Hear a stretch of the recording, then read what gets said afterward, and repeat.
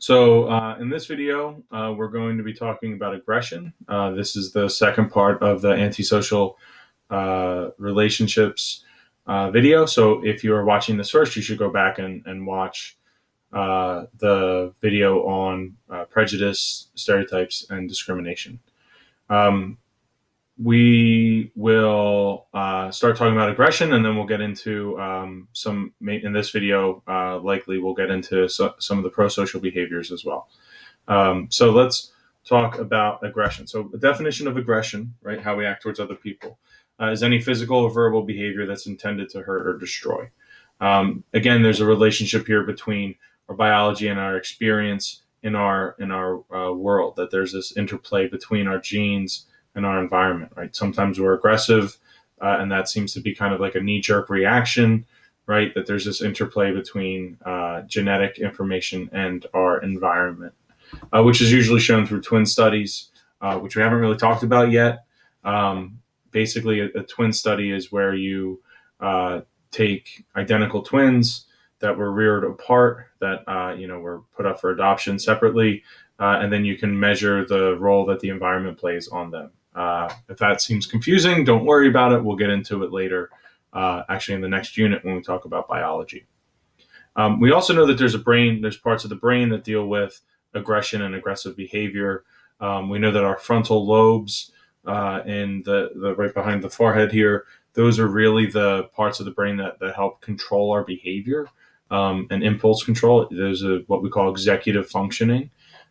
Basically, what that means is that we can plan for the future. We can make decisions that aren't necessarily, coming from a super emotional state, if those are operating appropriately. But we do have neural systems in our brains that operate more on that, like immediate fight or flight, immediate reaction. Why is it called fight or flight? Because sometimes you fight, right? Which is an aggressive act. We also know that hormones influence this. The number one hormone to influence aggression is testosterone, which is something that males make naturally. Females do too, just not in anywhere near the amount of they have it in their bodies. They don't make it as nearly as much as we do. And increased testosterone shows across all people that they become more aggressive. So that can be dominating behavior. That there's this cycle where as you are aggressive, that is likely because you have higher testosterone. Being aggressive then releases more testosterone, which then makes you more likely to continue. So there's this cycle here, and almost again, there's a reason why men are more likely to commit violent crimes. That there's this men are more likely to get into fistfights. And it has to do with this aggression, aggression relation to testosterone.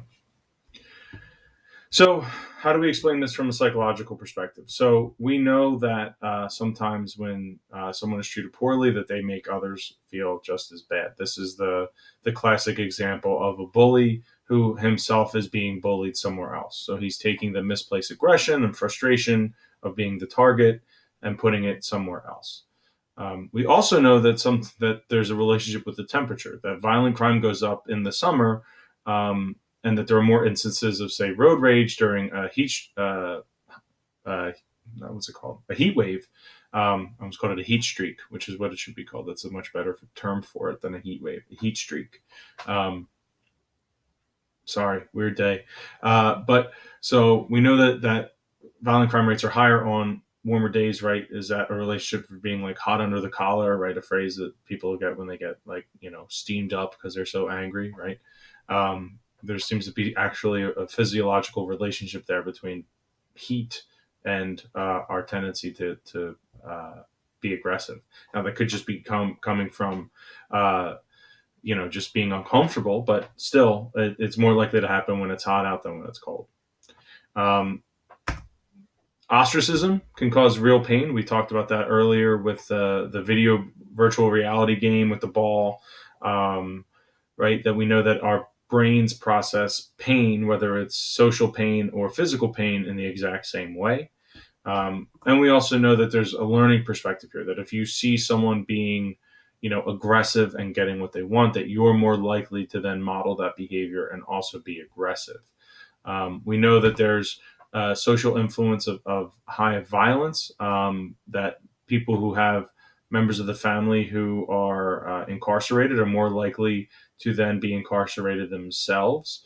Um, there seems to be a relationship, a correlation. It's definitely not causation at all, but there seems to be a correlation of people raised in single parent families and their likelihood of being in juvenile detention. So, um, there's a lot of stuff here that talk about the relationship of aggression, young men, and fathers. That there seems to be this connection here that as boys especially learn appropriate behavior and learn how to mitigate their aggression by watching their fathers do it. Again, this is all just correlational data. It's not causal in any means, but it's still interesting to think about that there's this relationship here. And we also know that is probably the broadest statement in the world, that individuals, environments, and our situations matter. We know from the last video that if we watch people being subjected to violence, that desensitizes us to cruelty. We tend not to speak up about it. It tends not to bother us as much.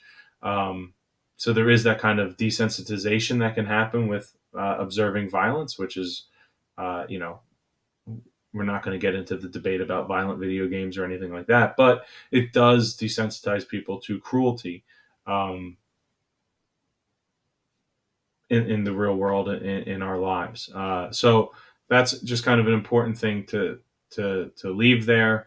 Let's talk about the brain and aggression, because there's some really interesting findings um, that talk about or that show how our brains respond and just the general activity level of our brains. So what you're looking at here is two images of what is a that is a PET scan, a CT scan. Yeah, a PET scan. It's a PET scan. Which is a type of anyway.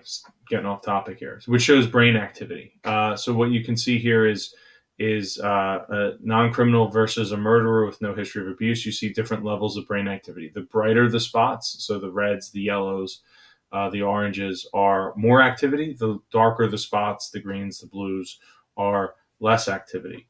Um, this here, let me get on the screen. This up here is the prefrontal cortex, right? This is the part of the brain that we talked about earlier that has to do with decision making and planning for the future, judgment calls, those kinds of things. So you can see in a non criminal person um, that there's relatively high levels of brain activity in many different regions of the brain, but especially in that prefrontal cortex.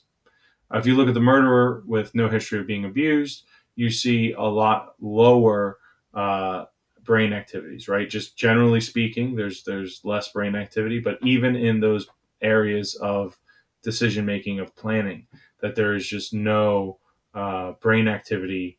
It's not operating at the same level. There's maybe it's slower.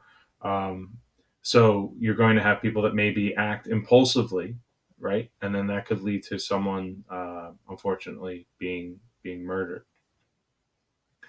Now, let's contrast that with something that we'll talk about in the behavioral unit, which is observing others, observational learning. So there was this famous study with the Bobo doll, where kids would first be put into a room and they would get to play with this Bobo doll.